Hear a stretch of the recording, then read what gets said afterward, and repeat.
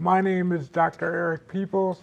I am the Executive Director of Accessible Alabama, and you've gotten a little bit of our literature and information as one of your handouts.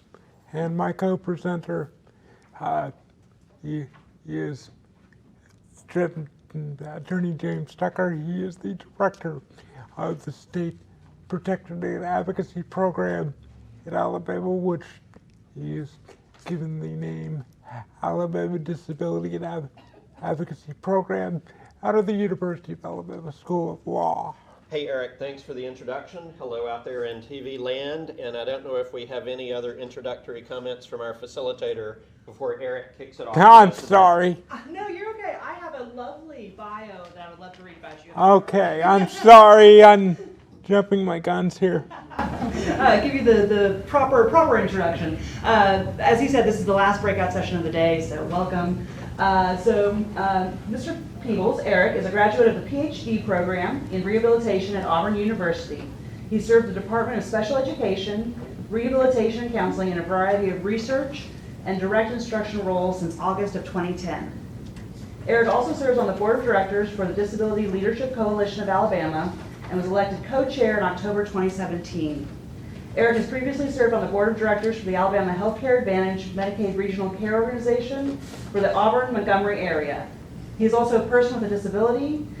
Eric has spastic cerebral palsy because of an oxygen deprivation during birth. This trauma has severely limited his motor skills to the point of functional quadriplegia. Fiercely independent, Eric has spent his life seeking ways to live independently and to live as close to a normal life as possible. In his role as Executive Director for Accessible Alabama, Eric oversees all administrative functions. He has helped the organization to secure over $750,000 in grants and contracts since co-founding the organization in 2013. Eric integrates these professional skills with a first-person viewpoint on the needs of people with disabilities. So thank you all for being here, and Mr. Peebles, take it away. Thank you very much. You are welcome. And James, do you have anything else to add as far as introductory remarks? Maybe a little plug for the coalition that I didn't do. I'll just say two things very briefly. Many of you know about the work of ADAP, or the Alabama Disabilities Advocacy Program. Other than our informal advocacy on behalf of individuals and regarding broad systems issues, I would just note that we focus on litigation as well, class action litigation in federal court. For example, we're in the federal prisons case. So if you know of someone who needs help from disability rights lawyers, we want to help. Second of all, with regard to the coalition, I just want to say that I want to also introduce our executive director, Bill Fuller, who is here today with us. Thanks for being here, Bill. Right. The coalition works on a broad number of issues with a variety of disability advocates throughout the state. Bill has been especially instrumental in helping the coalition to obtain a seat at the table to deal with the coming of Medicaid managed care. That starts October 1 for 750,000 people in the state of Alabama. Hopefully next year we will be making a presentation about that specific issue. So thanks for being here, Bill, and thanks, Eric, for inviting me to join you today. Right. And my PR staff forgot to update the bio. In addition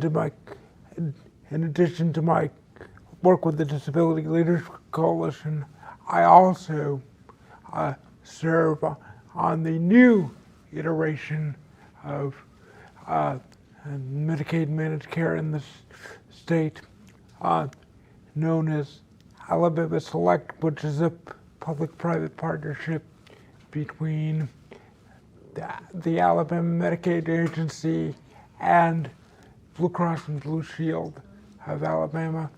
I chair the Consumer Advisory Committee, which I'll get which also comes with a direct appointment to the board of directors for the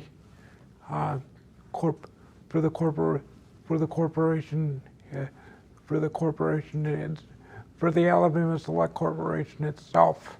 So we're really deep into the Medicaid managed care transition.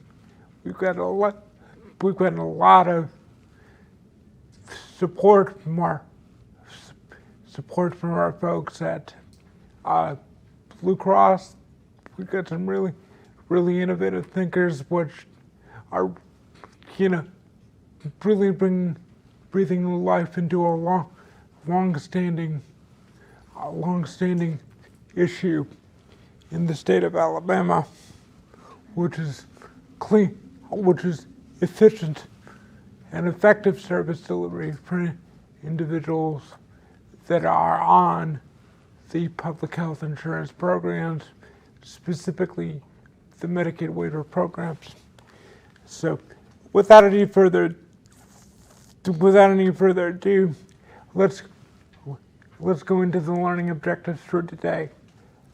At the conclusion of this presentation, participants will gain knowledge about the evolution of the community living movement, share knowledge about challenges to facilitating community living in Alabama, be introduced to the Accessible Alabama Community Readiness Assessment and its utility as a tool.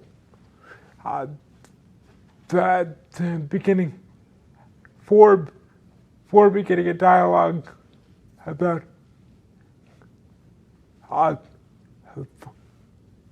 a dialogue about needed considerations to promote successful community living for the individual.